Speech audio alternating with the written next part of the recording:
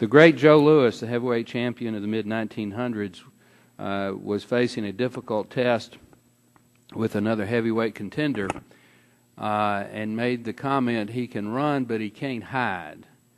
Well, today we're going to use that in the legislative arena.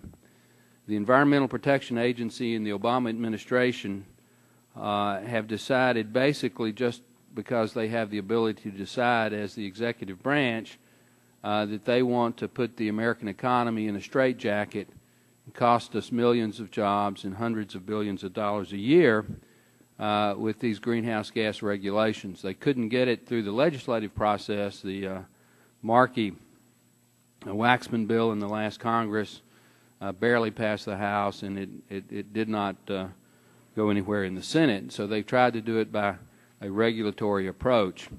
It's not going to work. Chairman Upton, Subcommittee Chairman Whitfield have introduced this draft legislation, and I fully expect in the next month or two that it's going to pass the subcommittee and the full committee. So today we're going to start that legislative process.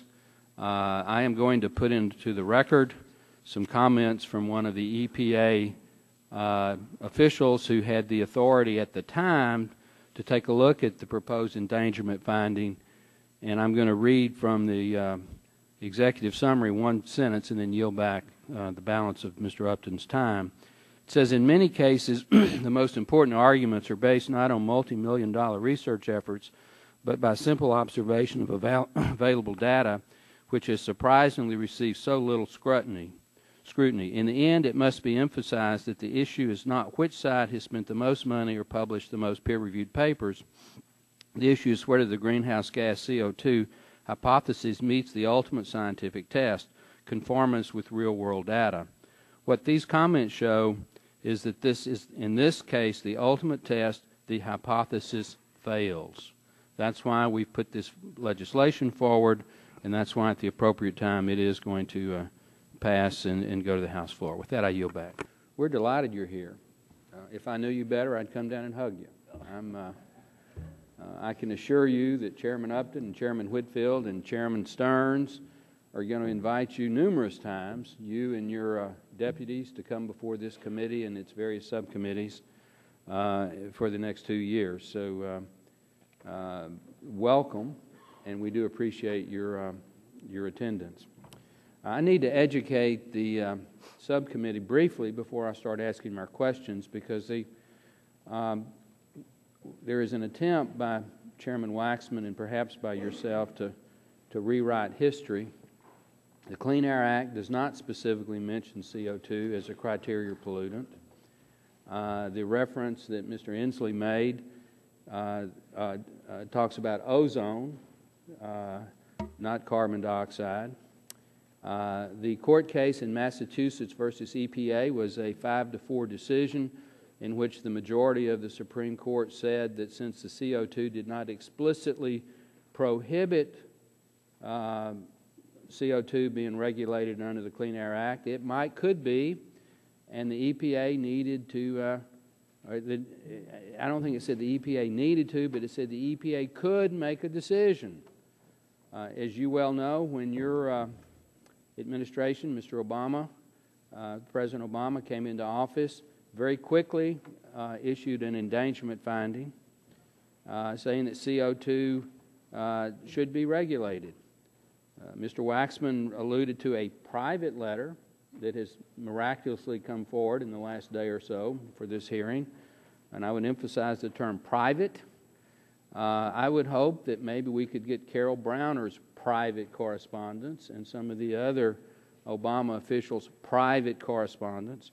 We do have some emails from the direct supervisor of Mr. Carlin back and forth to people in the White House, in which Mr. Carlin is explicitly told, stop investigating whether CO2 is a danger. The decision's been made. The White House has decided that they're going to issue the endangerment finding. Stop working on this report. I don't have those emails with me, but they are available. So I'm going to ask you the same question that I asked Senator Inhofe. under the Clean Air Act, which is the law of the land as amended, does anything in Mr. Whitfield and Mr. Upton's pending legislation change the standard on ozone? The answer changes, is no. Would you like me to answer, sir? Well, I'm willing if you'll go through it quickly. I've got 1 minute and 50 seconds here. I see. Well, what I would say is that I am concerned that there needs to be an analysis to ensure that there aren't unintended consequences. My belief is that there is no intention in the legislation. But the legislation does not change the standard on ozone. It does not change the standard on particulate matter. It does not change the standard on carbon monoxide. It does not change the standard on NOx. It does not change the standard on sulfur dioxide. And it does not change the standard on lead. It does not change the enforcement criteria. It does not change the quantities. It does not change any of the Clean Air Act on the criteria pollutants that this committee amended and passed back in 1990. Is that not correct? I believe the intent is only to gut portions of the Clean Air Act, sir. Not that is the Clean Air Act. But it is gutting portions of the Clean Air Act for certain pollution, some of which is pollution CO2, not only CO2, because it's a greenhouse gas. Madam Administrator, CO2 is not mentioned in the Clean Air Act. It's a 5-4 decision that it might be. It is your administration's position that it should be. I respect that. But that doesn't mean that it has to be. And unless you can refute all these cost-benefit analyses that have been done independently about the millions of jobs and hundreds of billions of dollars per year, I would say that the Congress, as an independent arm of the federal government, has an obligation to clarify what the Clean Air Act really does regulate. That's our obligation. Do you have an objection to that? Again, sir, I would not presume to tell the Congress its business in any way. Well, my time has expired. I'm going to yield back. I'm going to ask you some specific questions in writing about what you're doing in Texas. You have denied every existing air permit issued since 1992, and we're going to ask some specific questions about that.